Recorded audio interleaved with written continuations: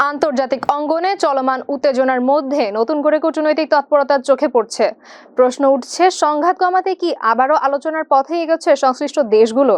এই প্রেক্ষাপটে ইরানের পররাষ্ট্রমন্ত্রী আব্বাস আরাঘচি পাকিস্তান সফর শেষ করে রাশিয়ার উদ্দেশ্যে যাত্রা করেছেন। ইরানের পররাষ্ট্র মন্ত্রণালয়ের পক্ষ থেকে জানানো হয়েছে, মস্কো সফরের সময় তিনি রাশিয়ার শীর্ষ পর্যায়ের কর্মকর্তাদের সঙ্গে বৈঠকে বসবেন। ধারণা করা হচ্ছে, এসব বৈঠকে ইরান রাশিয়া দ্বিপাক্ষিক সম্পর্ক ছাড়াও আঞ্চলিক নিরাপত্তা, মধ্যপ্রাচ্যের পরিস্থিতি এবং আন্তর্জাতিক বিভিন্ন ইস্যু গুরুত্ব পাবে। বিশেষ করে বর্তমান ভূ রাজনৈতিক বাস্তবতার এই আলোচনা বেশ তাৎপর্যপূর্ণ বলে মনে করছেন বিশ্লেষকরা।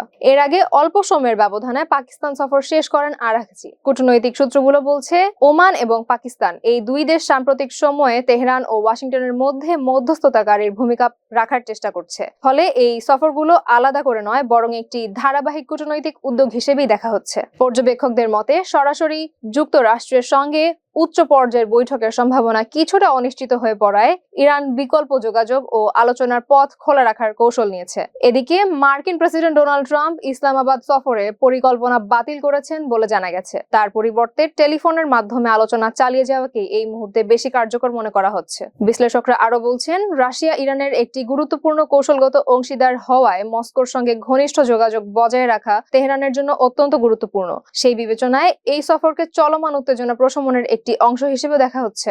তবে শেষ পর্যন্ত এই কূটনৈতিক প্রচেষ্টা কতটা সফল হবে আর তা বাস্তবে পরিস্থিতি পরিবর্তনে কতটা ভূমিকা রাখবে, সেটি এখন সময়ই বলে দিবে।